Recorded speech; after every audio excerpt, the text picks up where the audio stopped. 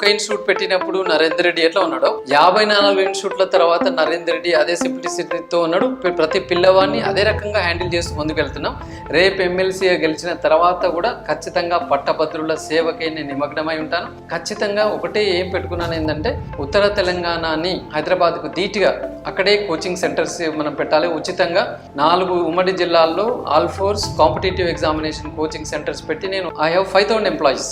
అంటే డైరెక్ట్గా ఒక 5,000, ఇండైరెక్ట్గా ఇంకో 5,000, అంటే ఒక 10,000 కుటుంబాల వల్ల ఆల్ఫోర్స్ విద్యాసంస్థ తరఫున ఉత్తర తెలంగాణ వాళ్ళకి నేను ఉద్యోగం కల్పిస్తూ అక్కడ ఉన్న నిరుద్యోగాన్ని కొంచెమైనా తగ్గించే ప్రయత్నం నేను చేశాను. మనం ఎందుకు ఓన్లీ ఆల్ఫోర్స్ కుటుంబంలో ఉన్న నిరుద్యోగులకు తర్వాత ఎంప్లాయీస్ని చూడాలి, ఎంటైర్ తెలంగాణలో ఉన్న నిరుద్యోగులకు కూడా వీ కెన్ డూ సంథింగ్ అన్న ఆలోచనగా నేను దీనిలోకి అడుగుపెడుతున్నాను. ప్లస్ విద్యాసంస్థలు పెట్టి నేను ఇవల్ల వేలాది మందికి నేను ఉచిత విద్య అందించాను. ఎంతో మంది మరి బీద కుటుంబంలో నుంచి వచ్చిన వాళ్ళకి చాలా మందికి నేను ఉచితంగా చేసి వాడికి ఇంజనీరింగ్ ఎక్కడో వస్తాయి, ఐఐటీలో లేకపోతే బిట్స్లో ఎక్కడైనా ఎంబీబీఎస్ వస్తాయి, అక్కడ దాకా మా వాళ్ళ నుంచి పంపించేసి పుస్తకాలు గిట్ట కొనిచ్చినే వచ్చాను. పరీక్షలు అయిపోయినాక వదిలిపెట్టే సిస్టమ్ ఆల్ఫోర్స్ కాదు. పరీక్షలు అయిపోయిన తర్వాత కౌన్సిలింగ్ అయిపోయేదాకా పిల్లలు మానిటర్ చేస్తాం, అక్కడ హాస్టల్లో జాయిన్ అయ్యేదాకా కూడా వాళ్ళని మనం మానిటర్ చేస్తున్నాం. సో 1000 మందికి నేను ఉచితమైన విద్యను అందించాను.